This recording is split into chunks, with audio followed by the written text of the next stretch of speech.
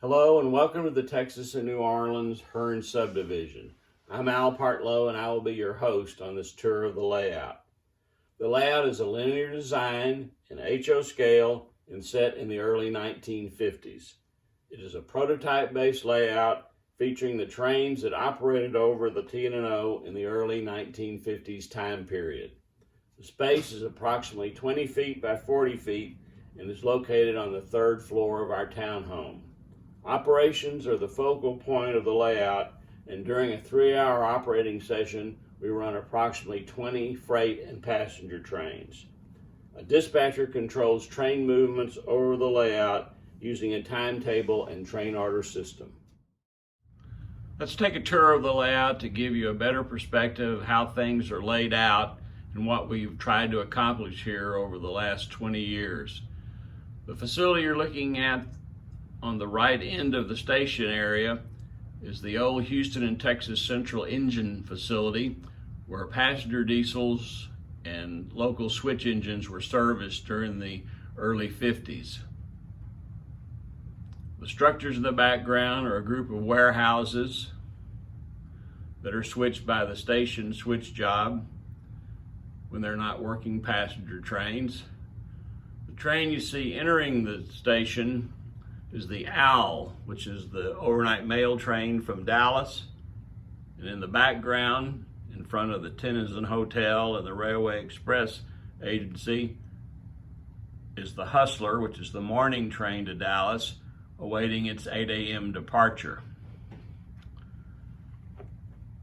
I've modeled 7 of the 9 double-ended tracks in the station, as well as 3 storage tracks here nearest the aisle. What you're looking at now is the back of the station building and the skyline of the city of Houston, which was done from a photograph taken from the roof of the station in 1950. David Cobb, a local artist, painted this backdrop on a piece of plastic material that we carefully rolled onto the wall.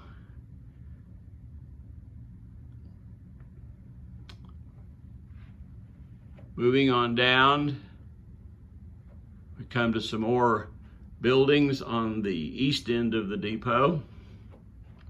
The white building is the post office building. There are a number of warehouses: Buffalo Warehouse, Reader Wholesale, Black Brothers. As we swing on around, as the mains leave the depot on the east end. Moving east out of the station, we come to the Houston Terminal Warehouse and Coal Storage Company. This is a scratch-built, flat, selectively compressed to some extent, although it was a very large structure. You can see that there's 3 reefers there on the siding for the facility. Houston Terminal Warehouse handled a lot of perishable shipments and was a major customer on the railroad. In the foreground, you see the lead coming into the freight house, modeled with curved turnouts, which is how the prototype was set up. See a switch job working a cut of cars here.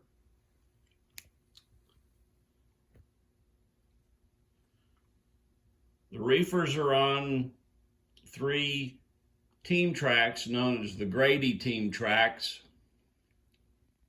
This is where perishable shipments were unloaded from rail to truck for customers who didn't have their own rail siding at their own facility.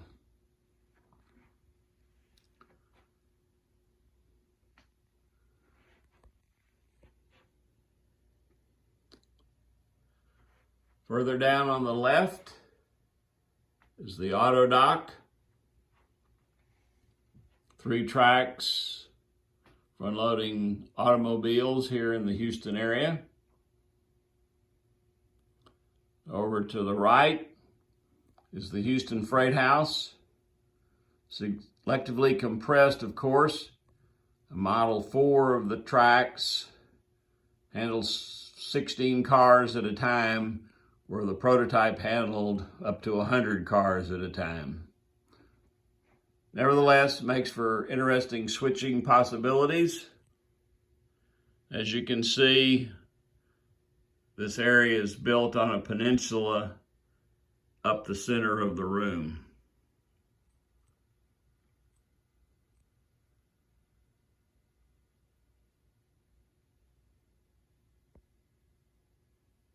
Just north of the freight house was the Starrett Street area. Starrett is an old Houston family name. The street included a number of industries, warehouses, some street running down the middle of Starrett Street.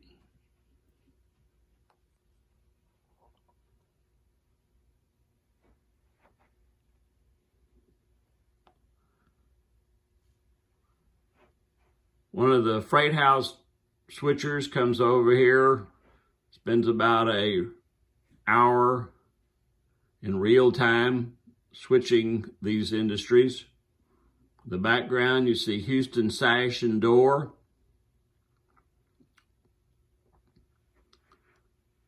Moving on down, the Butte Paint Warehouse.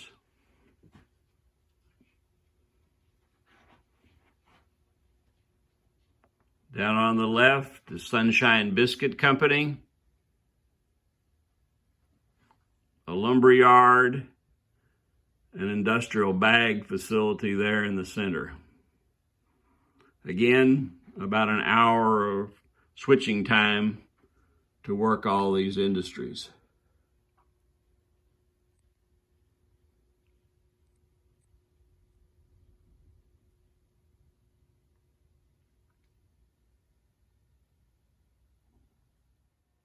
Moving out of the Houston area and onto the rest of the railroad, we come to the area known as Eureka Junction, which is where the Katy and the T&O crossed. In the background is the A&P warehouse, which is a large warehouse facility. Moving on around, we see Tower 13. In the background is a Katy switch engine waiting to cross. Moving on around Eureka Junction, we come to the Camp Logan Team Track area. This is still in the yard limits of the Houston commercial zone. There's 3 or 4 car spots here at Camp Logan. And this is switched by the depot job as well. Moving on around past the seam divider.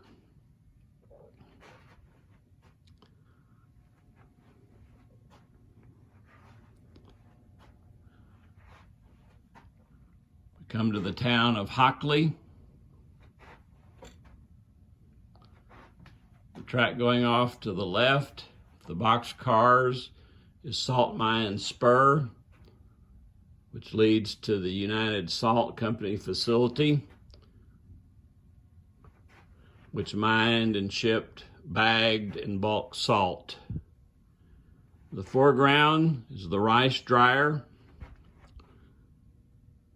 The dryer itself was scratch built by Steve Sandifer, who did an incredible job of capturing the look and feel of the prototype there in Hockley. The background is the United Salt Warehouse and the Hockley Depot. Moving back into the countryside, we catch up with a manifest train. This is train 257 out of Houston.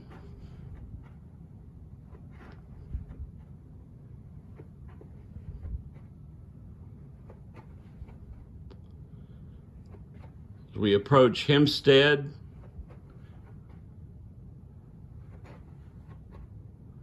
on the back track is the Austin-Houston train 240, just waiting for the manifest train to pass.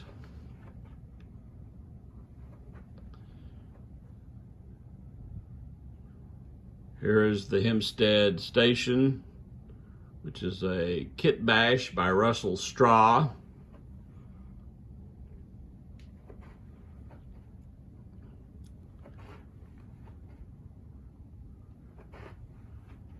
Pass a small yard consisting of 2 double-ended tracks.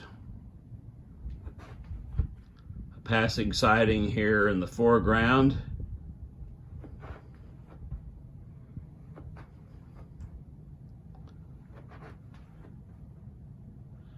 The western branch goes through the wall into a hidden 3-track staging yard. And the track in the foreground makes the big sweeping curve through a nice cut, farm scene, and on around into Navasota. We've now reached the town of Navasota, where the Missouri Pacific, the T&O, and the Santa Fe all crossed and interchange cars. Closest to the aisle, you can see the mop local switching, some local mop industries. It's the mop depot here in the foreground. The background, you see the T&O local out of Hearn on its way to Houston, switching some T&O industries.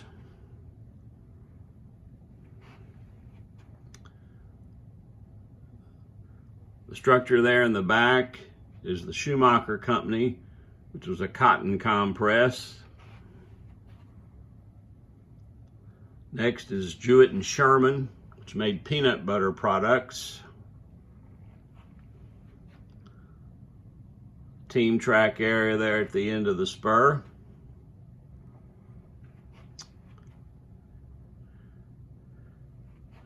Here in the foreground, waiting for a signal, is the Santa Fe local. Gulf States Utilities in the back is a Santa Fe served industry, as is the Santa Fe Freight House. And another industry on down the line. The depot served both the T&O and the Santa Fe. Here we are in the actual town of Navasota.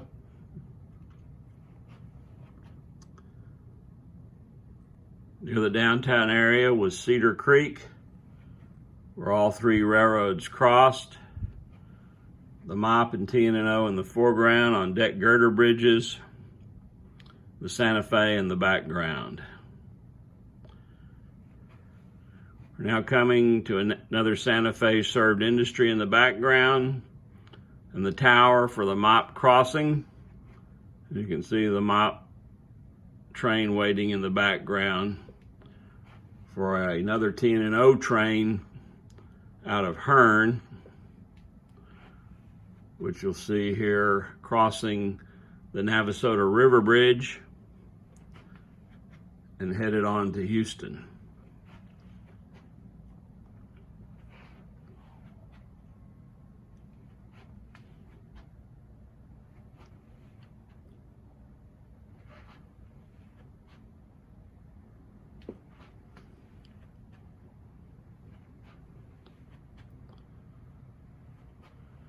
Around the curve, we come into East Hearn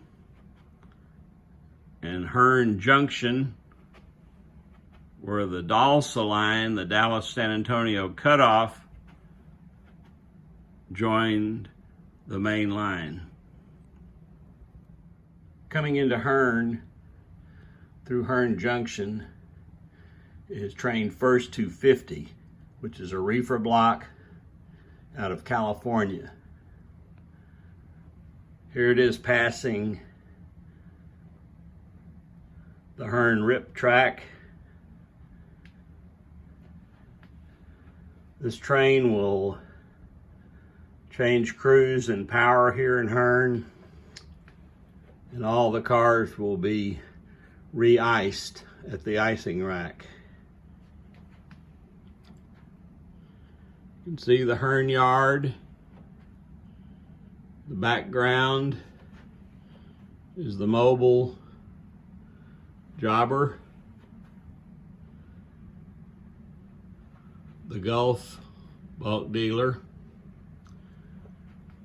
Priestley lumber on the end of the spur, the team track where the flat car with the pipe load is located,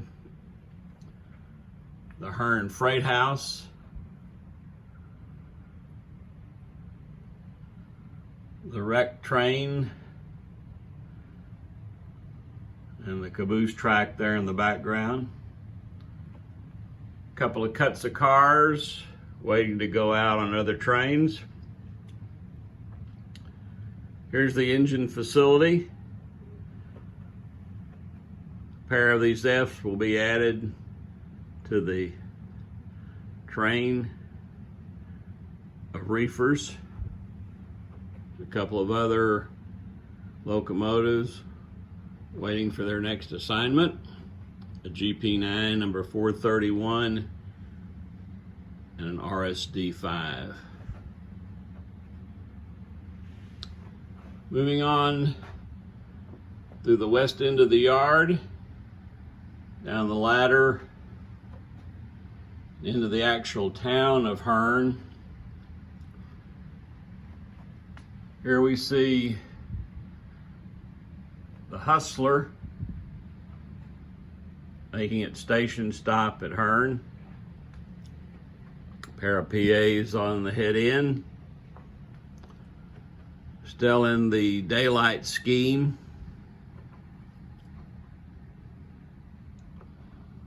Here's the Hearn Depot. This is a scratch-built structure by Russell Straw, who worked from plans of the original station to build this structure. And from here, the tracks go on into a hidden staging yard.